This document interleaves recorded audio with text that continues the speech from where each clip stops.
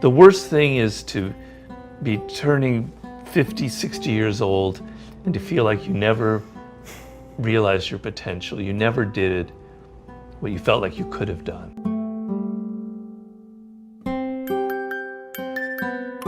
I want you to look at it as life and death, because you can spiritually die from engaging most of your working hours, your mental energy, in something that you don't love.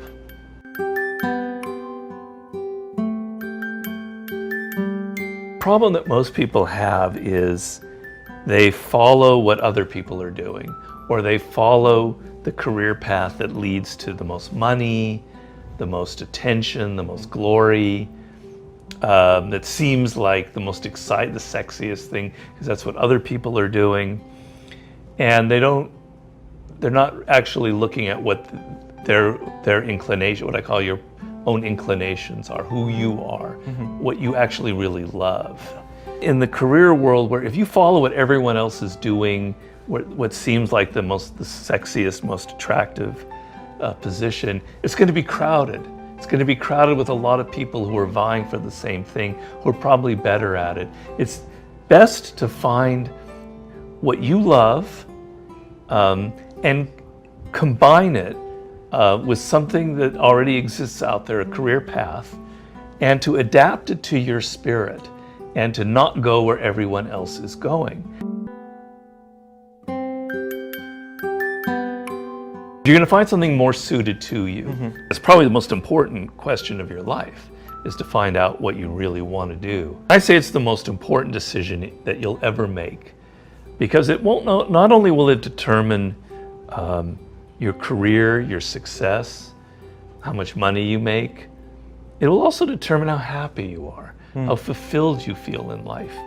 I have numerous quotes from people like Leonardo da Vinci and others that the worst thing is to be turning 50, 60 years old and to feel like you never realized your potential. You never did what you felt like you could have done. It's like, that's the worst feeling. So you don't want to have that feeling, particularly if you're younger, in your 20s and you have more options, or even in your 30s. So it's a question of knowing yourself.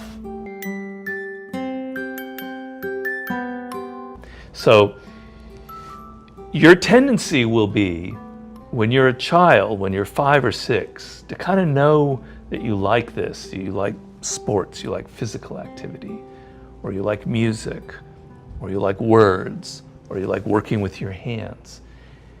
You have a feel for it. It's natural. And as you get older, you start to listen to other people, and you lose a sense of who you are. You listen to your parents who tell you, Brendan, you got to become a lawyer. You need to go into this field. Your friends are all scrambling to make a lot of money, and you lose this connection to who you are, to what your strengths are, to what you love.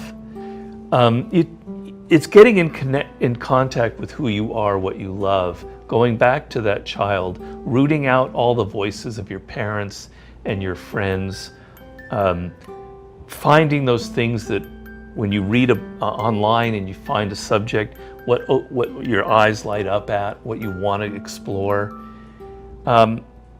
It's a process. It's not going to happen overnight. It depends on how old you are, where you are in life. It's never too late to make an adjustment or to find who you are. I didn't write the 48 Laws of Power or start writing until I was 36. And up until that moment, I was kind of a lost soul. I was kind of unhappy and I was wandering around. It can take time. As long as you're trying, as long as you're exploring, it'll probably come. But if you're only following what other people are doing, you're in trouble. You might succeed for a while. You might get that law degree and make money, and when you're 28, like your mom and dad want you to. But by the time you're 34, you're tuning it out. You're drinking. You're getting on drugs. You're doing online porn. You're so out of it. You're so disconnected. You fall into various addictions, and it may not be something that destructive, but it's not engaging you. And you might have succeeded for a while, but you're going to pay a price. I'm telling you, it's the most important decision that you can have, is connecting to it and making it practical. So you're not going to want to become a poet or a rock musician just because you love music. All right, I'm going to start my own band. That's not necessarily practical, okay? But you love music. All right, let's find a path in music that is practical, that you can use. And maybe it will end up being a rock band, who knows? I don't want to discourage that, but I knew I wanted to write. That gave me the latitude to explore this vast area and then find my niche. Mm-hmm. You know that you love working with your hands. Okay, explore this. Or you love computers. Explore the whole area and you'll find your niche. But you've got to know what that first overall ecosphere is that you want to explore. I want you to look at it as life and death, because you can spiritually die from engaging most of your working hours, your mental energy, in something that you don't love.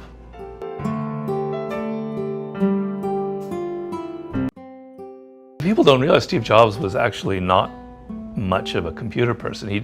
He was quite mediocre in his computer skills. It was Wozniak who was the hacker. I mean, he wasn't terrible, but that wasn't his strength. His strength was design. And his story is interesting because when he's like 5 or 6 years old, he's walking with his stepfather somewhere in Silicon Valley where they grew up. He grew up in Northern California, and he passes an electronics store with all the gizmos in it of the time, with their tubes and everything. And he goes, wow.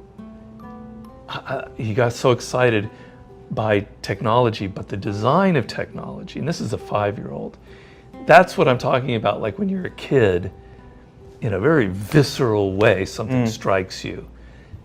And that's what he ended up becoming. It wasn't technology, it was the design element. That's what his genius was bringing together a pretty good knowledge of technology with a great knowledge of fonts, calligraphy, modern design, to create his greatest breakthrough, which people don't realize, which was the iPod that started all of the changes that we now have.